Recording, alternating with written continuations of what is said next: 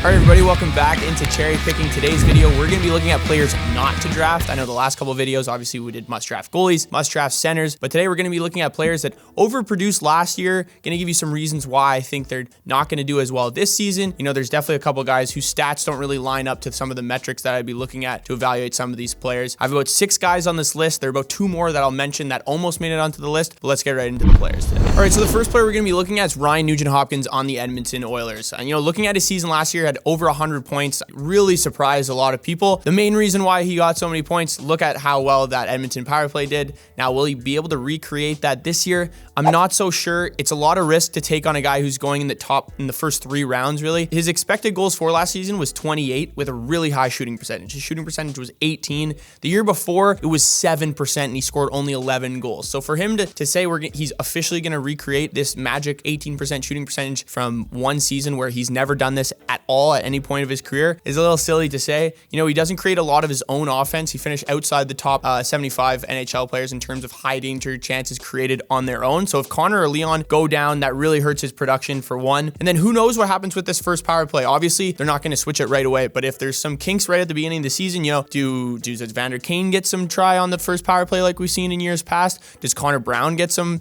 tests on that first power play since he's played with Connor McDavid in past in the OHL and has done really well with him? You know, does Evan Bouchard start to become more of a quarterback on this first power play as well? You know, he only had 13 power play points last year. What if some of those points that Nugent-Hopkins had kind of shifts over to him as well? So there's a lot of question marks for a guy you're looking at in the first 3 rounds. I would just avoid Ryan Nugent-Hopkins unless he really drops off. All right, the second guy we're going to be looking at not drafting is Jamie Benn, obviously getting a little up in age now. We've also never seen his shooting percentage this high as we saw it last year. It was around 17% last year. If you look at his 2 seasons before that, they were both below 10%. And he was also the guy, I can't remember how many years ago it was, but he led the NHL in scoring. It was back when there were a lot less goals being scored in the NHL. I think he finished with 83 points, and that was the league, which is kind of crazy now seeing Connor McDavid score over 150 points last season. But his expected goals mark last year, 26, which is the same as Johnny Gaudreau, a guy who scored only 21 goals. You know, Jamie Benn had upwards of 30, but I think Johnny Gaudreau is a guy who's way more talented. So I think Jamie Benn, you can, you know, chalk it up to maybe a little bit of puck luck. Obviously, he has a much better roster than the Columbus Blue Jackets do in front of him with the Dallas Stars. But same thing as Ryan Nugent-Hopkins. A lot of his points came on the power play, and he doesn't create a lot of his own offense, finish outside the top 75 in terms of high danger chances created, less than 100. So there's also lots of mouths to feed on this Stars team. You know, looking at some of the younger guys that are coming up, Wyatt Johnson will definitely get a little bit more headway this season. You know, Mason Marchment as well. They bring in Matt Duchene, who will definitely take some production goals away from Jamie Benn too. And then I could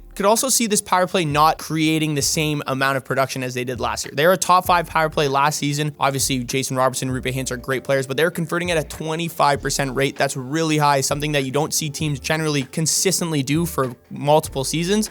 And I see Jamie Benn, if it doesn't go their way, I think Jamie Benn will definitely be the guy that will lose in terms of points and production. So he's going right now, his ADP is 75. I definitely wouldn't be looking at him at this spot. All right, the next guy we're looking at, Jared McCann, going in similar spots in drafts as Jamie Benn right now. His ADP is at 86. This guy had 40 goals last year. Really surprising. Obviously, his expected goals for was 18. So having that huge margin is definitely not something you want to see in taking someone you think is going to have the same sort of production as the year before. His shooting percentage was also 19%. Not sustainable, I think, for someone that's on Seattle and someone we've just never seen at this caliber before. This is the biggest change I think we've seen in a single season from a player year to year. Looking at where his shooting percentage was the year before, it was 13. So that's a 6% jump, and his shot totals only increased by 10. So he went from 199 shots, or sorry, 11. He went from 199 shots to 210 shots on goal last year. As I mentioned, Seattle kind of struggles to create and score with quality offense. I think this was just quite the anomaly. I think we could see him definitely back in the 50 to 55 point range where we saw him his first year with Seattle and around 30 goals. But I just think drafting him with the expectation that he's going to score 40 goals is just totally unrealistic at this point. All right, so the next guy we're looking at, Tyler Toffoli, who's now on the New Jersey Devils. Obviously, last year was on the Calgary Flames. Looking at his stats in season last year, finished with 34 goals, 39 assists, 73 points. He had almost 270 shots. Obviously, this Calgary Flames team offensively was just absolutely dreadful. Huberdeau had a down year, so did Elias Lindholm. Pretty much everybody except for Toffoli. This was Toffoli's career high by a long shot. His career high before this was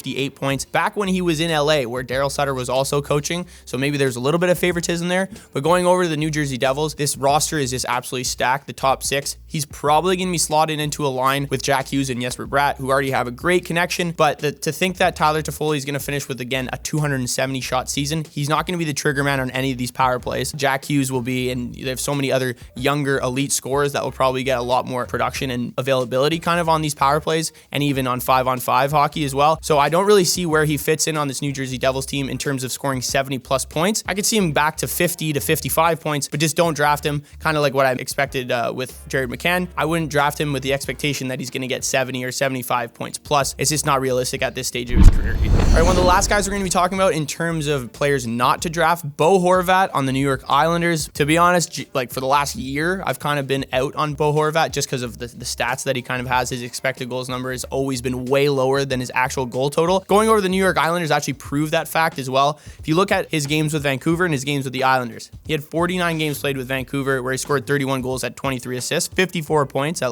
so over a point per game. And then with the Isles, played 30 games, he had 7 goals, 9 assists, and he was -4 on a team that was a playoff team. Vancouver was not a playoff team at all last season. So just looking at his availability or his possibility to kind of produce at the same level this year on an Islanders team that just never has been able to score. You look at their power play last year, 3rd worst in the NHL as well. They did fuck all to change that this summer. They didn't add any pieces on their offensive end. Obviously, Noah Dobson's a great piece on that back end. Really like Noah Dobson, but other than that, I think we're going to see a lot of these forwards kind of regress here, and I think Bo Horvat will be one of them. Offense just goes to die at UBS Arena, and unfortunately for Bo Horvat, he's a great forward, great power forward, but not someone you're going to want to look at in terms of fantasy hockey. All right, the last guy who you should not draft this season is Mark Scheifele on the Winnipeg Jets. I'm down on this team as a whole. I think they're going to be going through a rebuild after this season is done with. Connor Hellebuck at some point this year will probably get traded if I had to guess. His totals last year were wild. Career high in goals, 42 goals, 26 assists. First time in his career where he had more goals than assists, and it's because he had a 20% shooting percentage. His expected goals for was 31. That's in the same realm as Sebastian Aho, Boone Jenner, Patrice Bergeron, who all finished with 30 actual goals.